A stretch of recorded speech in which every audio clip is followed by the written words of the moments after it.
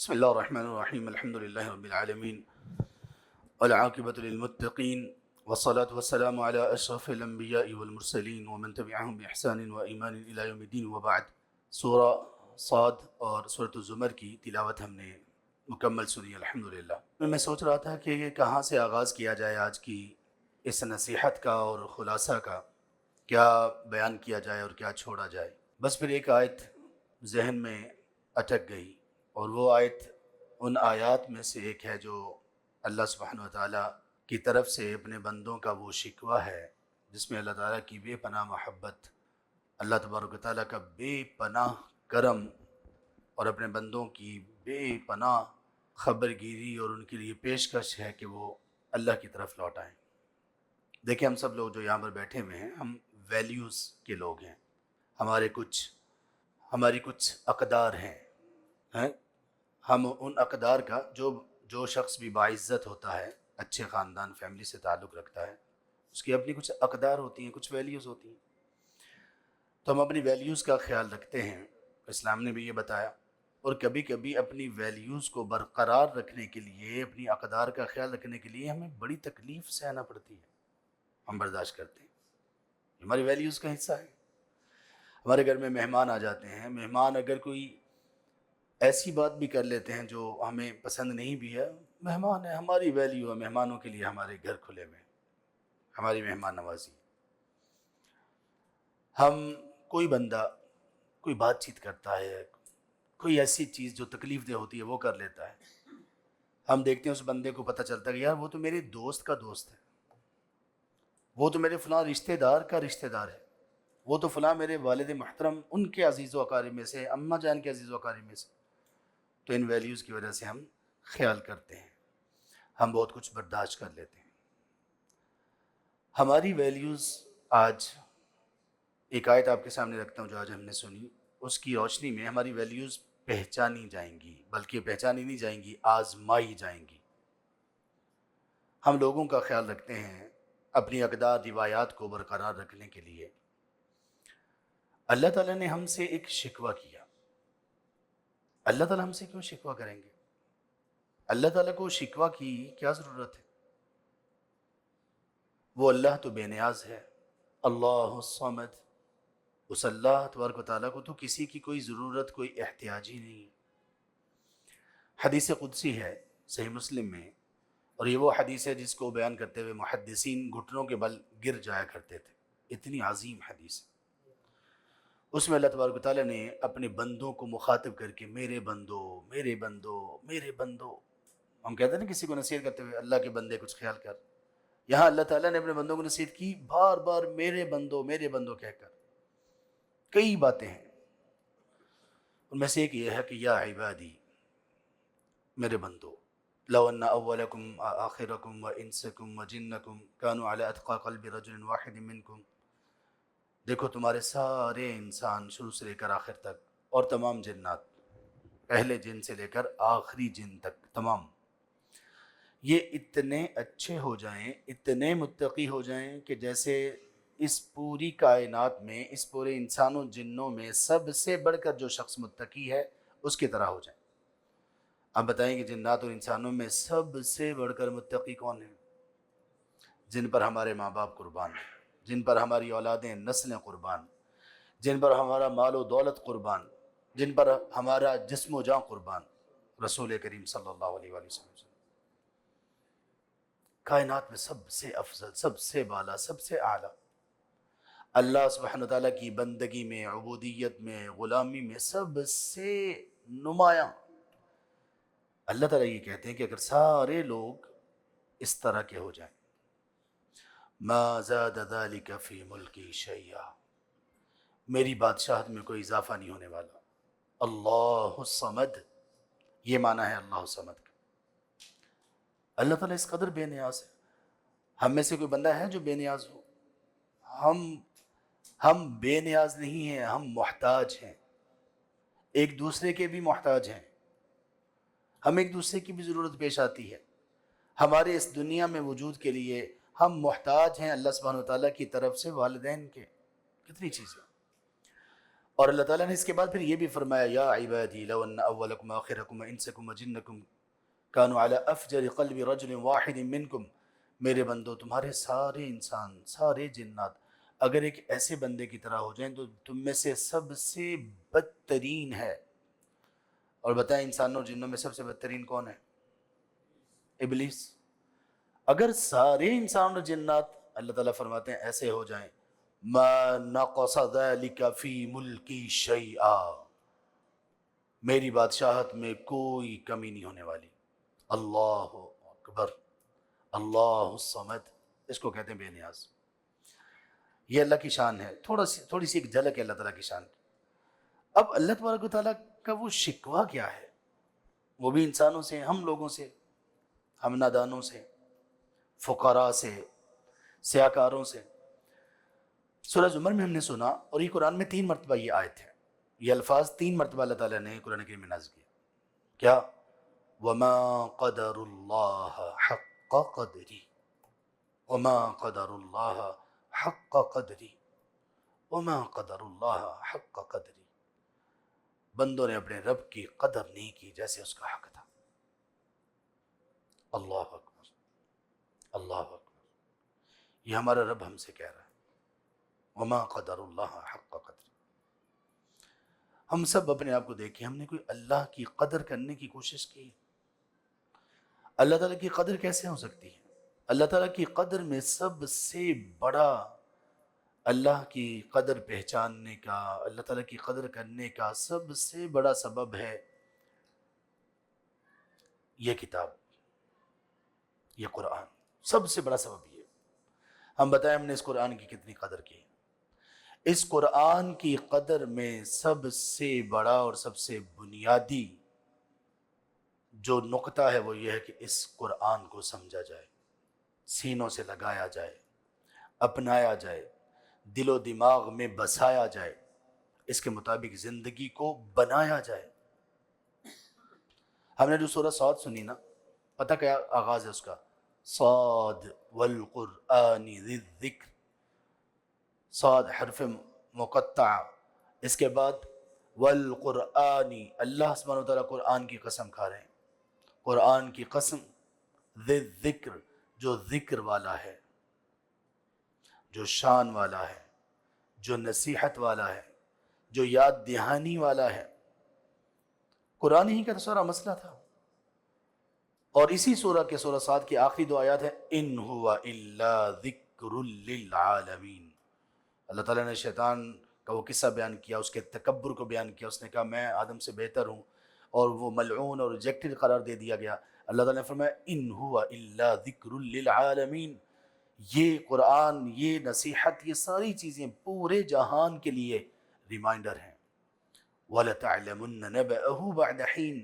اور یاد رکھو یہ جو تمہیں بار بار ریمائنڈرز دیے جا رہے ہیں، یقین کر لو کچھ وقت کے بعد سب خبریں، سب چیزیں جان لو گے. یہ ہے وہ ذکر، یہ ہے وہ کتاب. اگر ہم نے کتاب ہی نہیں سمجھی، ہم نے اللہ کی قدر کیسے کریں گے؟ ہم بھائی، میرے بھائیو، اللہ کی قدر ہم کیسے کریں گے؟ ہمیں قرآن نہیں آتا، قرآن پڑھا جا رہا ہو ہمیں معلوم ہی نہ ہو. مجھے بتائیں کیا کریں گی ہماری ڈگریز؟ کہاں جائیں گے یہ ڈگریاں ہماری؟ یہ ایجوکیشن، یہ ہمارا بہت ہی ویل ایجوکیٹڈ ہونا کہاں جائے گا؟ کیا کریں گے اس کا؟ مجھے بتاؤ. اگر ہمیں قرآن یہ کتاب نہیں سمجھ آ رہی، ہماری پرائمری ایجوکیشن، ہمارا کم از کم ان پڑھ ہونے کے لفظ سے نکلنا، اس کی کم از کم تعلیم یہ ہے کہ یہ قرآن ہمیں سمجھ آ رہا ہو، پڑھا جا رہا ہو، ہمیں سمجھ آ رہا ہو کسی حد تک، 70% صحیح، 80% صحیح. ہر بندے پر عالم بننا فرض نہیں ہے، لیکن مان لو قرآن کو اللہ کے لیے، اس کتاب پر ایمان ہمیں لے آنا چاہیے. اس کتاب پر ایمان کا یہ حصہ ہے کہ اس کو سمجھا جائے.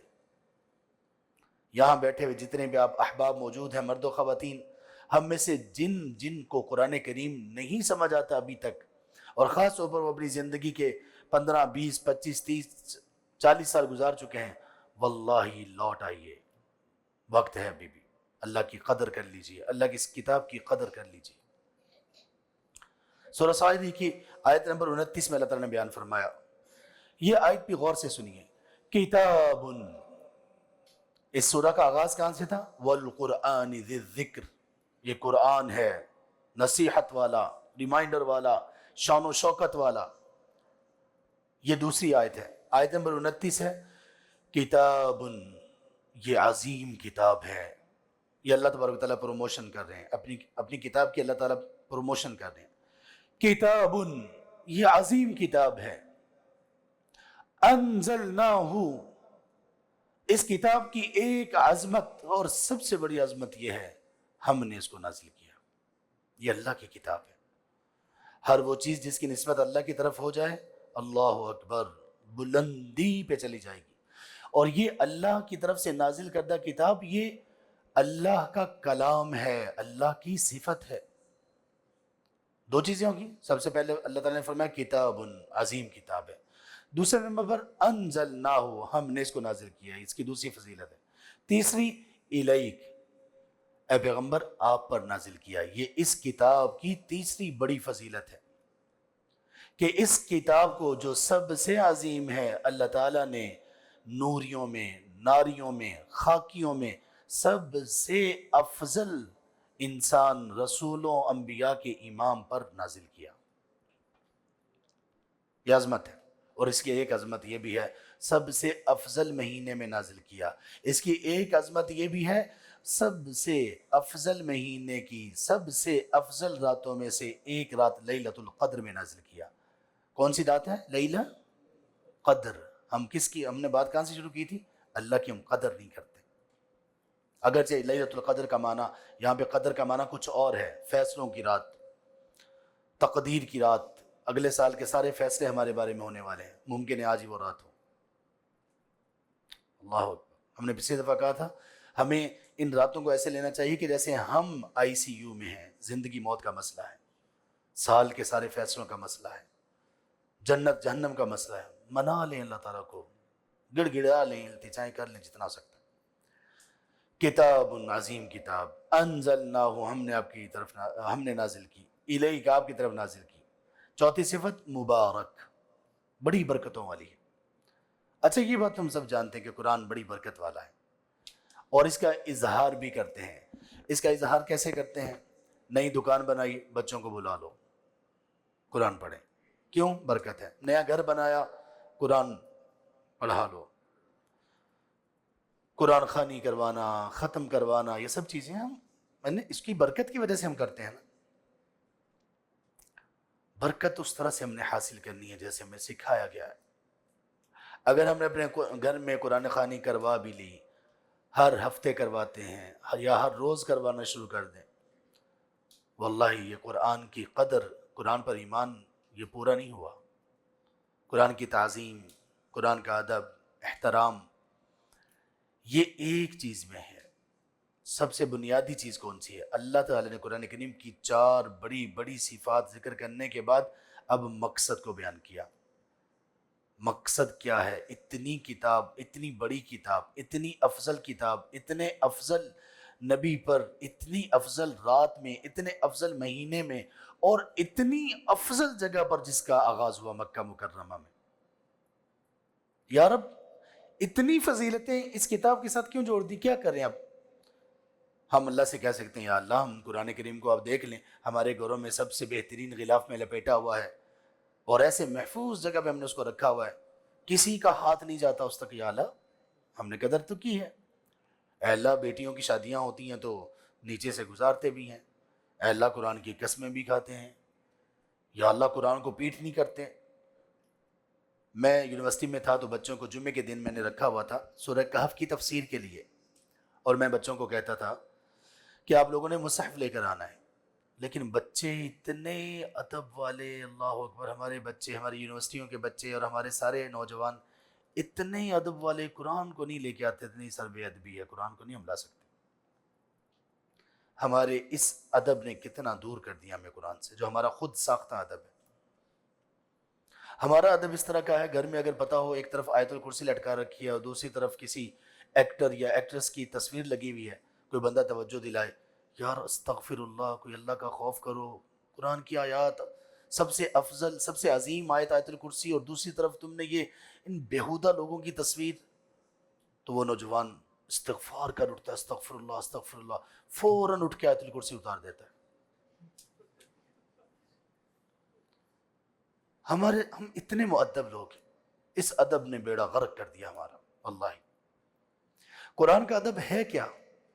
یہ چاروں بڑی بڑی صفات بیان کرنے کے بعد اللہ تعالیٰ نے کیا فرمایا؟ لِيَدَّبَّرُوا آیَاتِهِ. بندوں کو کہا کہ یہ قرآن کی ساری عظمتیں اس لیے ہیں تاکہ تم لوگ قرآن کریم کی آیات میں تدبر کرو، غور و فکر کرو. قرآن تم سے مخاطب ہے، ہم میں سے ہر ایک شخص سے مخاطب ہے. ہمیں کیا کہہ رہا ہے قرآن؟ کبھی کہتا ہے قرآن یا ایھا الانسان، اگر ہم انسان ہیں تو ہمیں توجہ کرنی چاہیے. کبھی قرآن کہتا ہے یا ایھا الذین آمنوا، اگر ہم ایمان والے ہیں تو ہمیں متوجہ ہونا چاہیے، ہمیں سمجھ ہونی چاہیے اللہ تعالیٰ کیا کہہ رہے ہیں. کبھی اللہ تبارک و تعالیٰ کہتا ہے وعباد الرحمن، کبھی کہتا ہے یا عبادی، میرے بندو. اگر ہم بندے ہیں تو ہمیں پتہ تو چلے. مجھے بتائیں یہاں پہ جو نوجوان بیٹھے ہوئے ہیں، جو پڑھنے والے ہیں، بڑے بھی، ہم کتنا عیب سمجھتے ہیں اگر ہمیں انگلش نہ آتی ہو، ہاں؟ اور ہم کتنا تکلف کر کے کبھی کبھی انگلش بول رہے ہوتے ہیں، تکلف کر کے. ویسے تو لینگویجز ہیں، زبانیں ہیں، سیکھنی چاہیے، ایک مقصد کے تحت سیکھنی چاہیے، لیکن اس سے وہ جو مرعوبیت ہے وہ نہیں ہونی چاہیے. عربی زبان اگر ہمیں نہیں آتی تو یہ پریشانی کی بات ہے، ہونی چاہیے. اب مجھے بتائیں ہمیں کوئی اور زبان اتنی آئے، اچھی آئے، ہم اس کو بولنے کی کوشش بھی کریں، قرآن ہمیں پڑھا جائے سمجھ ہی نہ آئے. قرآن کریم کے معاملے میں ہمارا معاملہ اس طرح کا عجیب و غریب. بنگلہ دیش میں لوگوں کی عادات میں سے ایک عادت، بڑی کامن عادت یہ ہے کہ وہ دیواروں کے ساتھ بیٹھ کر پیشاب کرتے ہیں، عام چلتے پھرتے. ہمارے ہاں بھی بہت ساری جگہوں پہ یہ عادت پائی جاتی تھی پہلے زیادہ، اب ذرا کم ہوگی. ان لوگوں نے دیواروں پہ لکھ کے لگایا کہ یہاں پہ یہ کام کرنا منع ہے، آپ یہاں پہ نہ کریں. گورنمنٹ نے یہ بڑی ٹرائی کی لیکن دیکھا کہ اس کا کوئی ریزلٹ نہیں نکل رہا، کوئی ریزلٹ نہیں نکلا. لوگ اسی طرح سے پڑھتے ہیں، اچھا یہاں پہ بیٹھ کے پیشاب کرنا منع ہے، پھر بھی کر لیتے ہیں. ہمارے یہاں پہ کچھ لوگوں نے ایک اور طریقہ کیا، اس نے نعوذ باللہ نعوذ باللہ، ان لوگوں نے لکھا کتے کا بچہ پیشاب کر رہا ہے، اعوذ باللہ من الشیطان الرجیم. ہمارے لوگ پڑھتے ہیں، بیٹھ جاتے ہیں. تو بظاہر اس کو پتا کہ میں تو تھوڑی کتے کا بچہ ہوں، انسان کا بچہ ہوں. وہ بھی کرتے ہوں گے، میں بھی کر لیتا ہوں. بنگلہ دیش والوں نے ایک بڑی اچھی ترکیب سوچی، پتہ نہیں کس نے ان کو بتایا. انہوں نے کہا کہ یہی بات ہے نا کہ یہاں پہ پیشاب کرنا منع ہے، اس کو عربی میں لکھو. عربی میں لکھا، ہر بندہ رک گیا، ہر بندہ رک گیا. ہمارا زیادہ سے زیادہ عربی سے یہ تعلق ہے. واللہ کس قدر غم کی بات ہے. ہمیں عربی نہیں آتی یار، ہمیں عربی نہ آئے، ہم مسلمان ہیں، ہمیں عربی نہیں آتی، قرآن نہیں ہمیں آتا، سمجھ نہیں آتا. وما قدر اللہ حق قدری، لوگوں نے اللہ کی قدر نہیں کی. تم لوگوں نے اللہ کی، ہم لوگوں نے اللہ کی زبان، اللہ تبارک و تعالیٰ کی وہ زبان جس میں اللہ تعالیٰ نے ہمیں مخاطب کیا، جس میں اللہ تعالیٰ نے اپنے کلام کو نازل کیا، ہم نے جب اس کو سمجھنے سیکھنے کی جستجو نہیں کی. میرے بچوں، میرے بھائیوں بہنوں بڑوں، سب سوچو تو صحیح، ہم کتنی ناقدری کر رہے ہیں اپنے رب کی، کتنی ناقدری کر رہے ہیں اپنے رب کی. لِيَدَّبَّرُوا آیَاتِي، تاکہ لوگ ان آیات میں تدبر کریں. وَلِيَتَذَكَّرَ أُولُو الْأَلْبَابِ، اور یہ کتاب اس لیے نازل کی ہے تاکہ جو عقل والے، فہم والے، وائز جو لوگ ہیں، جو سمارٹ لوگ ہیں، وہ اس سے یاد دہانی اور نصیحت اخذ کریں. ہم اس کے بغیر تو عقل مند شمار ہی نہیں ہو سکتے. آج پتہ ہم نے کیا پڑھا ہے قرآن میں تدبر کا کیا مطلب ہے. داؤد علیہ السلام کا ایک واقعہ وہ بیان کیا گیا کہ ان کے عبادت کی ایک جگہ انہوں نے اپنی بنا رکھی تھی اپنے گھر میں، وہاں پہ 2 لوگ گھس آئے. لیکن اس کے باوجود، ساری چیز کے باوجود، اگر وہ ایک اشارہ کرتے ان دونوں کی گردن اڑائی جا سکتی تھی. لیکن انہوں نے الٹا اپنے رب سے استغفار کیا کہ اللہ، لوگوں کے معاملات کو سلجھانے کے لیے، سننے کے لیے، فیصلے کرنے کے لیے، اے اللہ لگتا ہے کہ میں وقت کم دے رہا ہوں، یا رب مجھے معاف کر دے. فخر راکعا واناب، داؤد علیہ السلام اللہ کے لیے سجدے میں گر پڑے، یا اللہ مجھے معاف کر دے۔ وہ کیا محراب میں کیا کر رہے تھے؟ کیا انسٹاگرام، فیس بک؟ کیا محراب میں داؤد علیہ السلام کیا کر رہے تھے؟ اسکرولنگ، اپنے رب کی عبادت کر رہے تھے۔ وما قدر اللہ حق قدر۔ اسی سورہ میں ہم نے واقعہ سنا سلیمان علیہ السلام کا۔ اللہ اکبر، اللہ اکبر۔ ہم لوگوں کے سامنے پتہ کس کو ہیرو بنایا گیا؟ وہ حقیر گندے کیڑے کو، اسپائڈر مین، دوسرا حقیر ایک کریکٹر بیٹ مین، اور اس طرح کے اور بھی۔ کسے پتا ہے کہ سلیمان کون تھے؟ ہم ڈراموں میں، موویز میں زندگی گزارنے والے سائیکو نفسیاتی مسائل، ایک نوجوان فلم دیکھتا ہے اور اس میں پوری فلم میں جب دیکھ لیتا ہے تو اپنے آپ کو ہیرو سمجھ رہا ہوتا ہے، اپنے آپ میں ہیرو بنا ہوا ہے۔ حقیقی ہیروز کون ہیں؟ کون جانتا ہے سلیمان علیہ السلام کو؟ علمنا منطق الطیر وَأُوتِينَا مِن كُلِّ شَيْءٍ۔ چونٹی تک کی آواز بھی سنتے ہیں سلیمان علیہ السلام، اس کی گفتگو بھی سمجھتے ہیں۔ یہ ڈرامہ نہیں ہے، فکشن نہیں ہے، اللہ کے بندو یہ حقائق ہیں، حقائق۔ داؤد علیہ السلام جن کے ہاتھوں میں لوہا واقعی ہی نرم تھا، فلم نہیں ہے، ڈرامہ نہیں ہے یہ۔ داؤد علیہ السلام کے ہاتھوں میں لوہا پگھل جاتا تھا، جیسے چاہتے تھے اس کو موڑ لیتے تھے۔ اتنا عظیم خاندان، اور اللہ تعالیٰ کی عاجزی کتنی۔ اعملوا آل داود شکرا، اللہ کی قدر کرنے والے تھے، اللہ کا شکر کرنے والے تھے۔ اتنے بڑے ہونے کے باوجود ایوب علیہ السلام کا صبر اس سورہ میں بیان کیا گیا، اس کو پڑھیے۔ انبیاء کے واقعات کو بیان کیا گیا۔ قیامت کے دن انبیاء علیہ السلام اور ان کے فالوورز جب کامیاب ہوں گے، اور جو مذاق اڑانے والے لوگ ہوں گے، جب ان کی ذلت اور رسوائی ہوگی تو وہ کہیں گے یہ لوگ تو ہم دنیا میں ان کو بڑا حقیر سمجھتے تھے، آج تو ان کو اتنے انعامات مل رہے ہیں۔ اتنی باتیں ہم نے اس میں پڑھی ہیں۔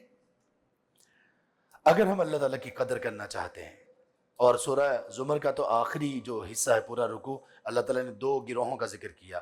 وسیق الذین کفروا الی جہنم زمرا، دو گروہ ہوں گے۔ اللہ تعالیٰ ہمیں اپنی رحمت سے، اپنے جود و کرم سے، اللہ اپنے خاص فضل سے ہمیں اس گروہ میں کر دے جس کو فرشتے سلام کہہ رہے ہوں گے، جسے جنت میں بڑی تکریم اور عزت سے داخل کیا جائے گا۔ اللہ ہمیں اس گروہ میں نہ کرے کہ جہاں جن کو فرشتے پھٹکار ڈال رہے ہوں گے، مار رہے ہوں گے، پیٹ رہے ہوں گے، تذلیل، اہانت، رسوائی کی انتہا ہوگی۔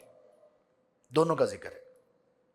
وسیق الذین کفروا الی جہنم زمرا، جہنم کی طرف ہانک کے لے جایا جا رہا ہوگا، اور دوسری طرف وسیق الذین اتقوا ربهم الی الجنۃ زمرا، جنت میں ان کو ایسے پروٹوکول کے ساتھ لے جایا جا رہا ہوگا، پوری تکریم اور عزت۔ اگر ہم یہ حاصل کرنا چاہتے ہیں تو کیا طریقہ ہے؟ سورہ زمر میں ہم سن چکے ہیں یہ طریقہ، آیت نمبر 17 اور 18 میں اللہ تعالیٰ نے وہ طریقہ میں کیسے بتایا؟ خوشخبری پہلے سنائی، پھر طریقہ بتایا۔ فبشر عباد، میرے بندوں کو خوشخبریاں سنا دیجئے۔ فبشر عباد یعنی فبشر عبادی، میرے بندوں کو خوشخبریاں سنا دیجئے۔ یہ خوشخبریاں صرف صحابہ کے لیے مختص نہیں ہیں، تابعین، تبع تابعین، فقہاء و محدثین کے لیے نہیں ہیں۔ اللہ کی قسم میرے اور آپ سب کے لیے یہ خوشخبریاں ہیں، ہو سکتی ہیں، حاصل کر سکتے ہیں۔ طریقہ بھی اللہ نے بتا دیا، دو چیزیں بس۔ فبشر عباد، اللہ کی قدر اگر کرنا چاہتے ہیں، ان خوشخبریوں کا مستحق بننا چاہتے ہیں، دو چیزیں ہیں۔ الذین یستمعون القول، اللہ کی باتوں کو بڑی توجہ سے کان لگا کر سنو۔